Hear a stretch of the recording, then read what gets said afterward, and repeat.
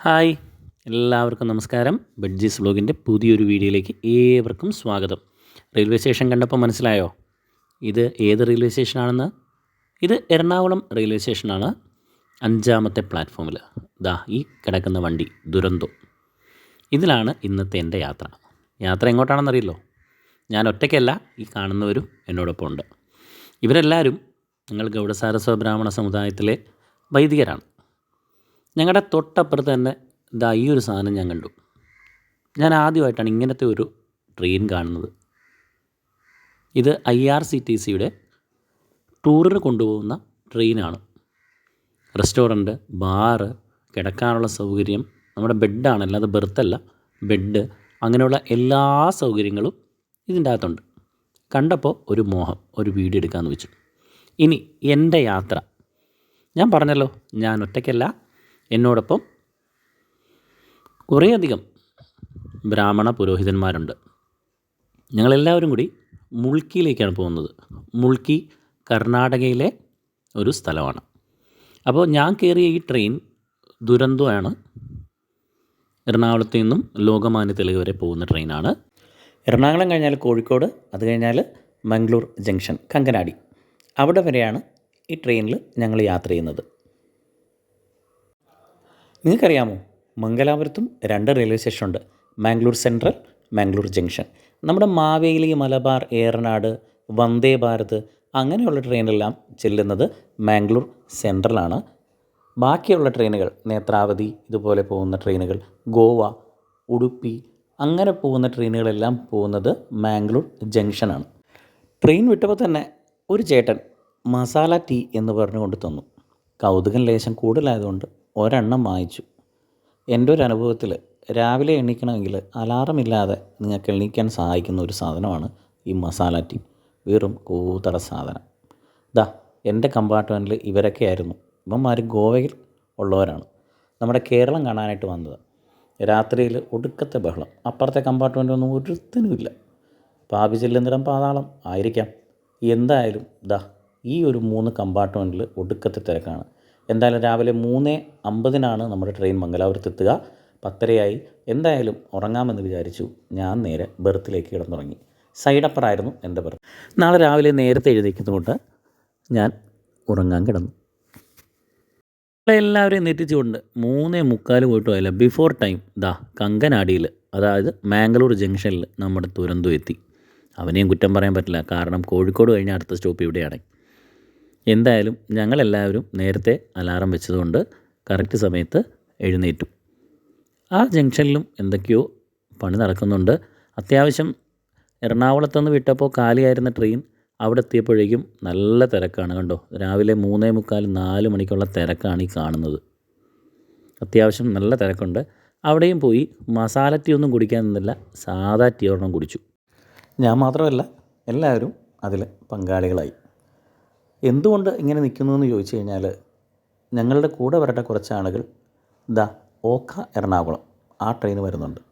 ഇതിൽ ഏറ്റവും വലിയ തമാശ എന്ന് പറഞ്ഞത്, ഈ ഓഖ ട്രെയിൻ 8:30 എറണാകുളത്ത് നിന്ന് വിട്ടതാണ്.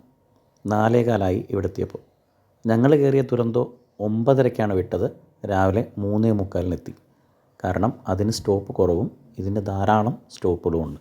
എന്തായാലും അതിലും നമ്മുടെ കുറച്ച് ടീം അംഗങ്ങളുണ്ടായിരുന്നു. അവരുമായി ഒരുമിച്ച് മുൾക്കിയിലേക്കാണ് പോകുന്നത്. അപ്പോൾ മംഗലാപുരം റെയിൽവേ സ്റ്റേഷനിൽ നിന്നും മുൾക്കി വരെ പോകാനായിട്ട് ടെമ്പോ ട്രാവലർ അവർ റെഡിയാക്കി തന്നിട്ടുണ്ട്. ഇവിടെ നിന്ന് ഏകദേശം ഒരു 30 കിലോമീറ്റർ അകത്താണ് മുൾക്കി ക്ഷേത്രം. അപ്പോൾ ലഗേജെല്ലാം ഡിക്കിയിൽ വെക്കാനായിട്ട് പറഞ്ഞു. അങ്ങനെ നമ്മുടെ കയ്യിലുള്ള ലഗേജെല്ലാം ഡിക്കിയിലേക്ക് വെച്ചതിന് ശേഷം ഞങ്ങൾ മുൾക്കി ക്ഷേത്രം ലക്ഷ്യമാക്കി യാത്ര തുടർന്നു. അത്യാവശ്യം നല്ല റോഡാണ്. പക്ഷേ നമ്മുടെ കേരളത്തിലെ ഇപ്പോഴത്തെ ഹൈവേയുടെ പണി തീർന്നു കഴിഞ്ഞാൽ ഇതിനേക്കാൾ മികച്ച റോഡായിരിക്കും നമ്മുടെ കേരളത്തിലെ റോഡുകൾ. പിന്നെ dim and bright, do it right എന്ന എല്ലാ വണ്ടികളിലും എഴുതിയിട്ടുണ്ട്. പക്ഷേ ഒറ്റൊരുത്തം പോലും ഡിം അടിച്ചിട്ടില്ല. എല്ലാവരും ബ്രൈറ്റ് അടിച്ചിട്ടാണ് വരുന്നത്. കണ്ടോ, ഫ്രണ്ടിലിരുന്നിട്ട് കണ്ണിൻ്റെ ഫിലമെൻറ്റ് വരെ അടിച്ചു പോയി എന്ന് പറയാം. പിന്നെ വാഹനങ്ങൾ കുറവായതുകൊണ്ട് കുഴപ്പമില്ല. പക്ഷേ വരുന്ന എല്ലാ വാഹനങ്ങളും ഡിം അടിച്ചുകൊണ്ടാണ് വരുന്നത്. ഒരു ജംഗ്ഷൻ എത്തിയപ്പോഴേക്കും നമ്മൾ റൈറ്റിലേക്ക് തിരിഞ്ഞു. ഇവിടെ നിന്നും ഏകദേശം 2 കിലോമീറ്റർ മാറിയിട്ടാണ് ഈ മുൾക്കി ക്ഷേത്രം സ്ഥിതി ചെയ്യുന്നത്. ഗൗഡസാരസ്വത ബ്രാഹ്മണരുടെ ഇടയിൽ മുൾക്കി ക്ഷേത്രം വളരെ പ്രാധാന്യമുള്ള ഒരു ക്ഷേത്രം തന്നെയാണ്.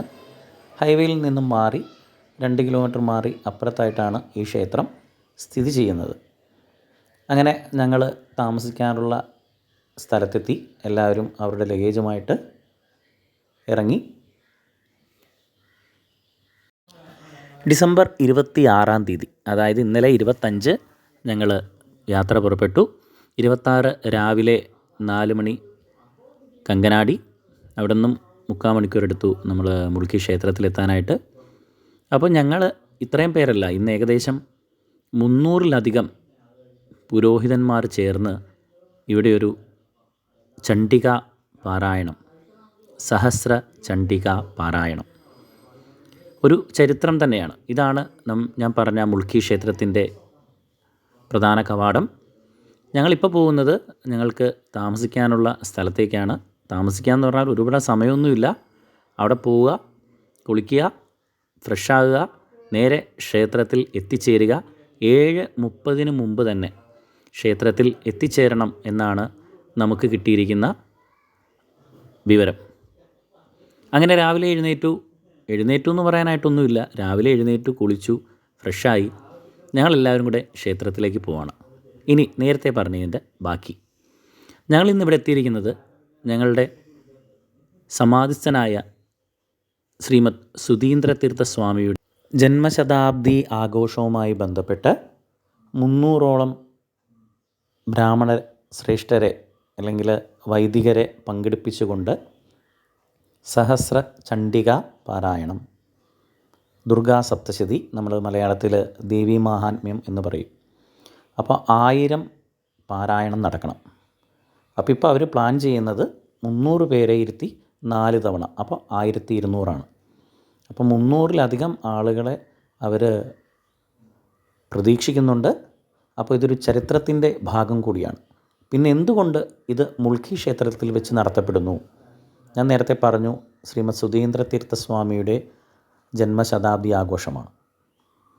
അതിൻ്റെ പ്രധാനപ്പെട്ട ഒരു കാരണം ശ്രീ സുധീന്ദ്രതീർത്ഥ സ്വാമിക്ക് ദീക്ഷ നൽകിയ സ്ഥലം മുൾക്കിയാണ്.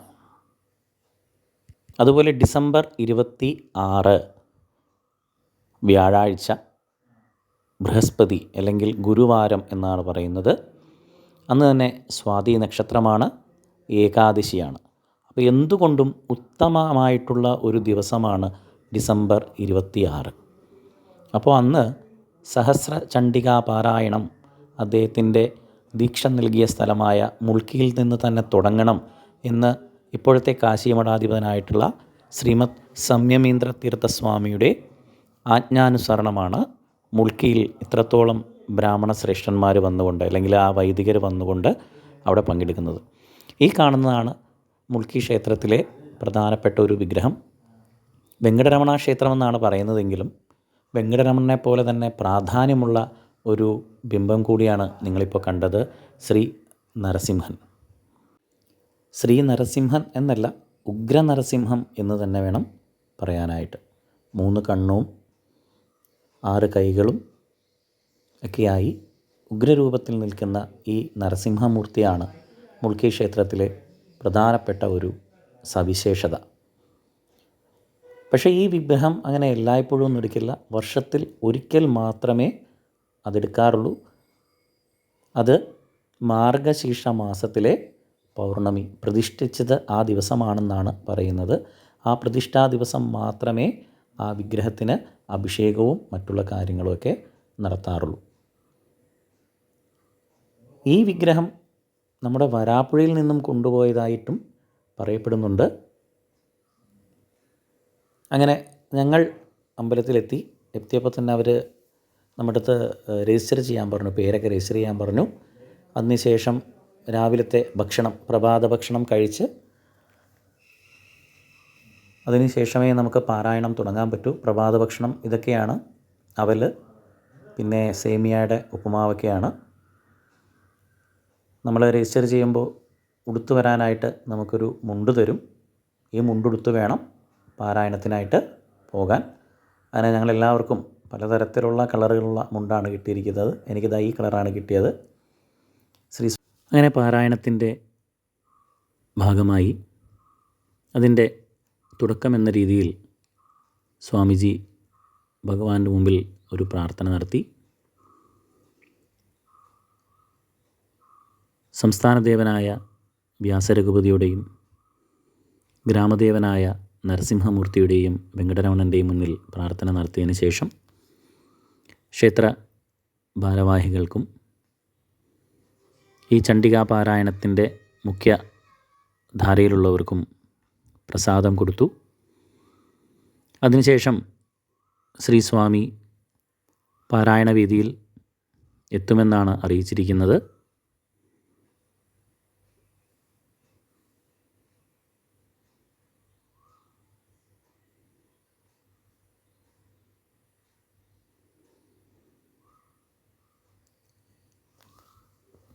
ഈ ടെൻറ്റിലാണ്, ഇത് താൽക്കാലികമാക്കി നിർമ്മിച്ചിരിക്കുന്ന ഒരു ടെൻറ്റാണ്, പക്ഷേ AC ആണ്.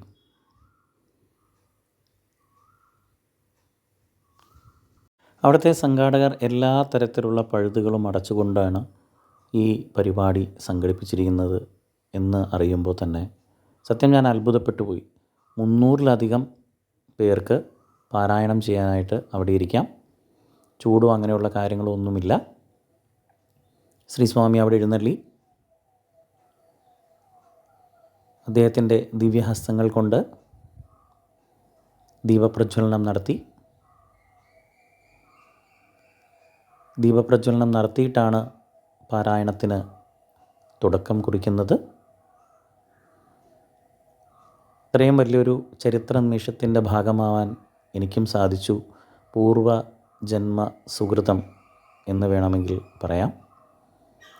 കാരണം GSB സമുദായത്തിൻ്റെ ചരിത്രത്തിൽ ആദ്യമായിട്ടായിരിക്കാം ഇങ്ങനെയൊരു ചടങ്ങ് നടത്തപ്പെടുന്നത് തന്നെ. ഇത്രത്തോളം വൈദിക ശ്രേഷ്ഠർ ഒരുമിച്ചിരുന്ന് ഒരു പാരായണം നടത്തിയിട്ടുണ്ടോ എന്ന് എനിക്കറിയില്ല. പക്ഷേ എൻ്റെ ജീവിതത്തിൽ എനിക്ക് കിട്ടിയ ആദ്യത്തെ ഒരു അനുഭവം തന്നെയാണ്. ഞങ്ങൾക്ക് എല്ലാവർക്കും ഉണ്ടായിരുന്നു ഈ 300ഓളം ആളുകൾ എവിടെ ഇരുന്നിട്ടായിരിക്കും പാരായണം ചെയ്യുക എന്നുള്ളത്. പക്ഷെ നമ്മളെല്ലാവരെയും അതിശയിപ്പിച്ചുകൊണ്ട് താൽക്കാലികമായി നിർമ്മിച്ച ഈ ഹാളെന്ന് തന്നെ വേണം പറയാൻ, താൽക്കാലികമായി നിർമ്മിച്ച ഈ ഹാളിൽ എല്ലാവിധ സൗകര്യങ്ങളും ഒരുക്കി സംഘാടകർ എല്ലാവരെയും അതിശയിപ്പിച്ചു. അതെടുത്ത് പറയേണ്ട ഒരു കാര്യം തന്നെയാണ്. ഇനി നമ്മുടെ പാരായണത്തിൻ്റെ കാര്യക്രമങ്ങൾ തുടങ്ങുകയാണ്. ഉദ്ഘാടന കർമ്മം നിർവഹിച്ചു കഴിഞ്ഞു. അടുത്തതായി ഗണപതി പൂജനം, ഋത്വിജാവരണം അങ്ങനെയുള്ള കാര്യങ്ങളാണ് വേദിയിൽ നടന്നത്. വന്ന എല്ലാ വൈദികർക്കും അവർ ഋത്വിജാവരണം നൽകി. സുഫലം, അതോടൊപ്പം ഒരു ദക്ഷിണ. ഇദ്ദേഹമാണ് സിംഹ ആചാര്യ. ഇദ്ദേഹത്തിൻ്റെ നേതൃത്വത്തിലാണ് സഹസ്ര ചണ്ഡിക പാരായണം നടന്നു വരുന്നത്. ഇദ്ദേഹം മംഗലാപുരത്തിലാണ് താമസിക്കുന്നത്. മംഗലാപുരം ക്ഷേത്രത്തിലാണ് പ്രധാനപ്പെട്ട വൈദികനാണ് ഇദ്ദേഹം അതുൽ കുടുവ, മുൾക്കി സ്വദേശി തന്നെയാണ്. ഒരു വ്യവസായ സംരംഭകനും കൂടിയാണ്. ഇദ്ദേഹമാണ് ഈ ചണ്ഡികാഹവനത്തിൻ്റെയും ബാക്കിയുള്ള എല്ലാ പൂജയുടെയും സേവയായി നടത്തുന്നത്. അങ്ങനെ പാരായണത്തിന് തുടക്കം കുറിച്ചു. ആദ്യം തന്നെ സങ്കല്പം വിശ്വാസം ഫലദായകം എന്നാണല്ലോ. അങ്ങനെ പാരായണം ആരംഭിക്കുന്നതിന് മുമ്പ് തന്നെ സങ്കല്പം തന്നു. ഇതൊക്കെയാണ് നമുക്ക് അവിടെ നിന്ന് കിട്ടിയിരിക്കുന്നത്. പൂജയ്ക്ക് ആവശ്യമായിട്ടുള്ള സാധനങ്ങൾ: മണി, ദുർഗാ സപ്തശതിയുടെ ബുക്ക്, തട്ടം, ആചമനപാത്രം, പിന്നെ ഇരിക്കാനും. അങ്ങനെ കൃത്യം 10 മണിക്ക് ആദ്യത്തെ പാരായണം തുടങ്ങി. നമ്മളെല്ലാവരും പാരായണം തുടങ്ങുന്നതിന് വേണ്ടി, അല്ലെങ്കിൽ ആ പാരായണത്തിൽ പങ്കെടുക്കുന്നതിന് വേണ്ടി തയ്യാറായിരിക്കുകയാണ്. സത്യത്തിൽ 300 പേരാണ് അവരുദ്ദേശിച്ചെങ്കിൽ അതിലും മേലെ സംഖ്യ വന്നു. ഏകദേശം 350-360ഓളം വൈദിക ശ്രേഷ്ഠരാണ് ആദ്യത്തെ പാരായണത്തിൽ പങ്കെടുത്തത്.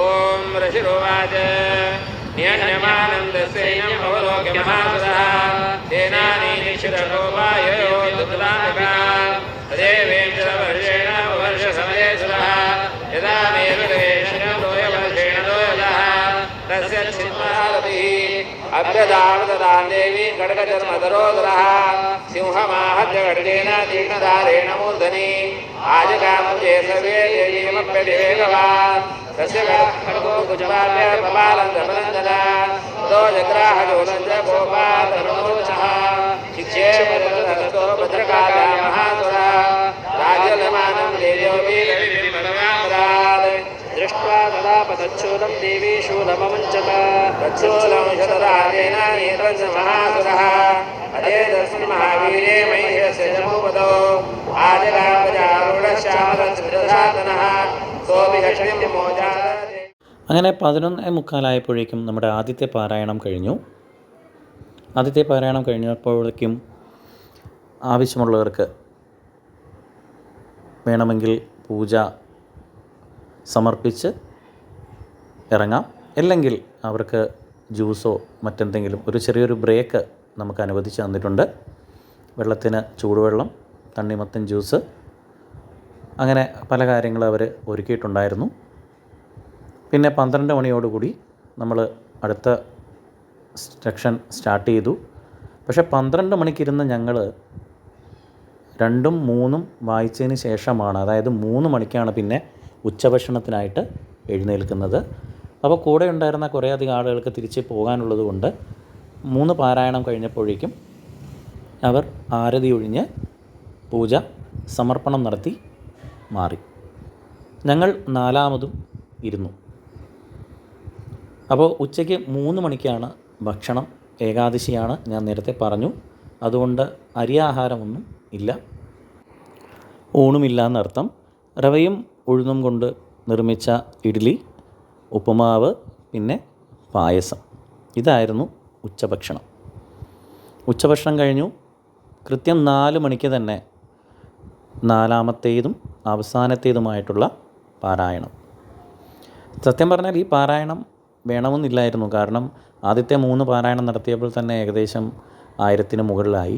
പക്ഷേ അവർക്ക് അതല്ല, അതിനേക്കാൾ കൂടുതൽ വേണം എന്നുള്ള ഒരു ചിന്തയോടുകൂടി 4ാമതും പാരായണം നടത്തി. പക്ഷേ 4ാമത് പാരായണം നടത്തിയപ്പോൾ ഏകദേശം 100-150-നും ഇടയിലുള്ളവരെ ഉണ്ടായിരുന്നുള്ളൂ. അങ്ങനെ അവസാനം പാരായണത്തിന് ശേഷം എല്ലാവരോടും പുസ്തകത്തിൽ ദുർഗാദേവിയെ പൂജിച്ച് നിവേദ്യ ആരതി കാണിച്ച് പൂജ സമർപ്പണം ചെയ്യണം. അതിനുശേഷം ആ ചെയ്ത ബുക്കും പുഷ്പവും കുങ്കുമവുമായി നേരെ ആ വിളക്കിൽ അവിടെയുള്ള ദേവിക്ക് സമർപ്പിക്കുക. എന്തായാലും ഒരു ചരിത്രത്തിൻ്റെ ഭാഗമാവാൻ എനിക്കും ഭാഗ്യം ലഭിച്ചു. ഹരി ഗുരു ദർശനവും പ്രസാദവും ഒരുമിച്ച് ലഭിച്ചു. മുന്നോട്ടും ഇതുപോലെ ഒരുപാട് കാര്യങ്ങളിൽ പങ്കെടുക്കാൻ ഭഗവാൻ എന്നെയും മറ്റുള്ളവരെയും അനുഗ്രഹിക്കട്ടെ. എല്ലാവർക്കും ഭഗവാൻ നരസിംഹമൂർത്തിയുടെ കൃപാകടാക്ഷങ്ങൾ ഉണ്ടാവട്ടെ. ലോകാസമസ്ത സുഖിനോ ഭവന്തു എന്ന പ്രാർത്ഥനയോടുകൂടി നിർത്തുന്നു. നന്ദി, നമസ്കാരം.